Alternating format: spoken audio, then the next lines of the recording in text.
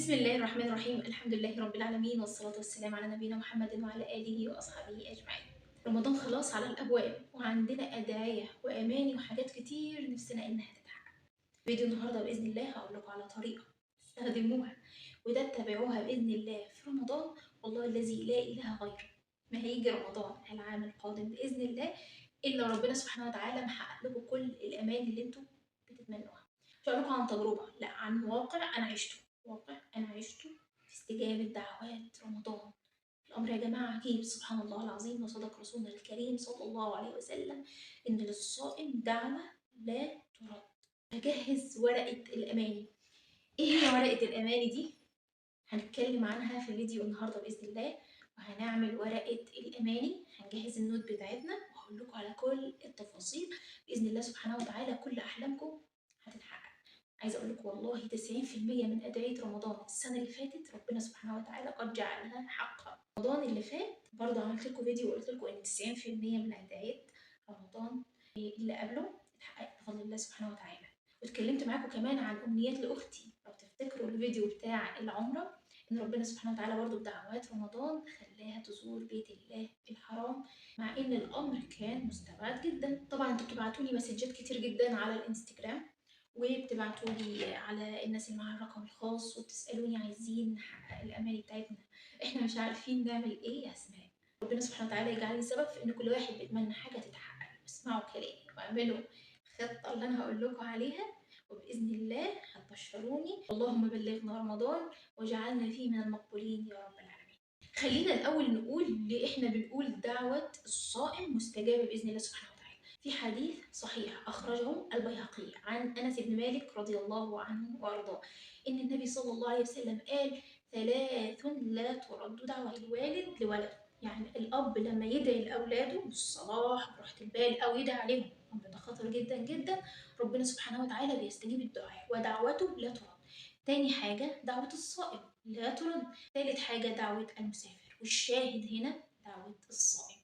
دلوقتي صمت جسدك وجميع جوارحك قولا وفعلا عن المعاصي وعن الشهوات وعن السب وعن الطعن وعن نظرة الحرام وعن فعل الحرام وعن كل المعاصي. فلما انت قطعت ربنا سبحانه وتعالى كان جزاك ان ربنا سبحانه وتعالى يكافئك ان عند فطرك ليك دعوة مستجابة. جسدك بقى طاهر لان انت خالفت هوى نفسك. خلاص دلوقتي احنا مطمنين، عندنا نص حديث صحيح بان دعوتنا لا ترد. فلما نيجي ندعي هندعي بقلب حاضر. عشان مطولش عليكم، الطريقة ان انتوا هتجيبوا نوت، ورقة عادية جدا او اي ورقة عادية بس محدش يشوف الورقة دي غيركم. ريقي نشف واحنا لسه ما اتكلمناش. المهم انتوا هتجيبوا الورقة بتاعتكم وهتكتبوا فيها، هتجيبوا الورقة بتاعتكم او نوت على الموبايل زي ما انتوا شايفين معايا كده، وتكتبوا فيها اللي انتوا عايزينه، سواء ورقة ورقية عادية في نوت او سواء نوت على الموبايل. هتحدد لكم 3 أو 4 أو 5 أدعية. طبعا ربنا سبحانه وتعالى خزائنه ملأى، لو سألنا ربنا سبحانه وتعالى يعني أعداد لا توصف، ربنا سبحانه وتعالى بيستجيب. ولكن الفكرة في إن أنت تحدد 3 أو 4 أو 5 أدعية. ليه؟ علشان قلبك يكون حاضر، أنت برضه هتكون صايم، فهتيجي في الوقت اللي أنا هقول لك عليه خلاص جسمك ضعف، إحنا إنسان، هتلاقي جسمك ضعف.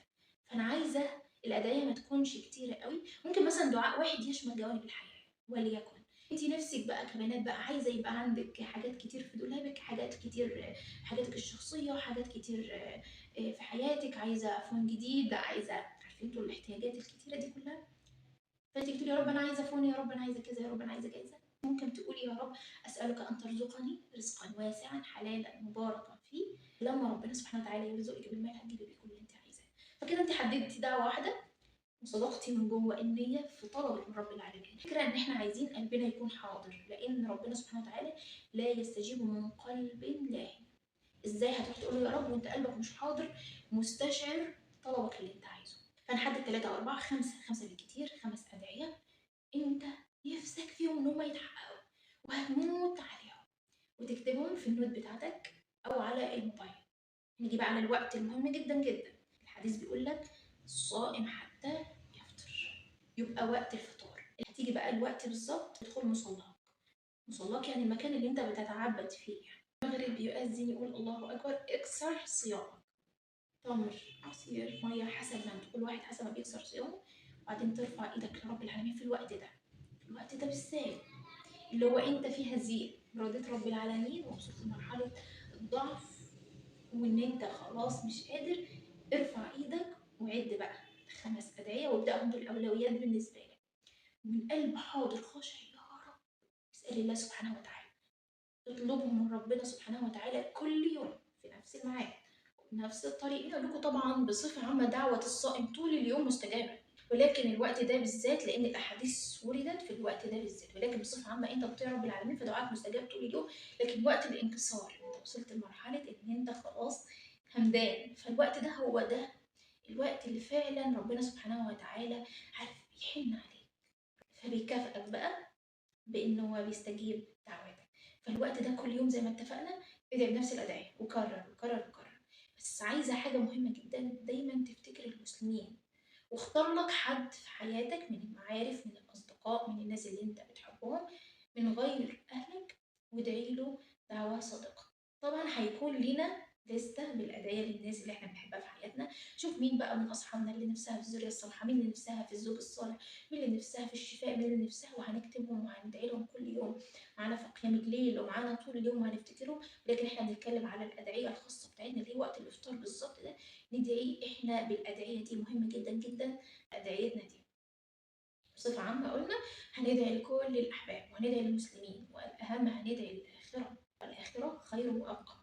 لا شك إن إحنا هندعي للآخرة. أنا هتكلم معاكم بإذن الله عن دعوات الآخرة والجدول بتاعنا، جدول هينزل مخصوص عبادات رمضان، لو مشينا عليه يا هنيئا يا هنيئا يقينا والله الذي لا إله غيره ما هيجي رمضان الجاي إلا والأدعية دي مستجابة عن واقع أنا عشته الحمد لله. من ضمن الأدعية يعني خلينا بما إني أنا اتكلمت معاك قبل كده إن إحنا ننتقل لمكان تاني، فده كان دعاء. في أدعية تانية أنا طبعا مش هينفع إن أنا أتكلم عنها، هي أدعية خاصة يعني بيا مش حابة إن حد يعرفها يعني، ولكن ادعوا ربنا سبحانه وتعالى باللي نفسكم فيه واطلبوا من رب العالمين، ورب العالمين خزائنه ملأى لا تنفذ، واطلب من رب العالمين مهما عظمت المسألة، مهما عظمت المسألة اسألوا الله المستحيل، ربنا سبحانه وتعالى مجيب. أهم حاجة إن أنت تصون جوارحك عن المعاصي في نهار وعشر، لما تيجي خلاص تطلب منه ربنا سبحانه وتعالى يسمع لك ويديلك. ده الشرط إن أنت تصون نفسك وصيامك يكون كامل، مش بس طعام وشراب، لا، كافة الجوارح تصون، تصون اللسان. ما تنسوش إن أنتوا تدعوا لي، وأتمنى إن تكونوا استفدتوا من فيديو النهاردة بإذن الله. بحبكم جدا جدا في الله يا طيبين، وإن شاء الله استنوني في الفيديو الجاي بأمر الله سبحانه وتعالى، عشان انتوا طلبتوا مني كتير وبعتوا لي إن انتوا عايزين جدول لعبادة رمضان، وأنا هقول لكم على الجدول ده بإذن الله سبحانه وتعالى.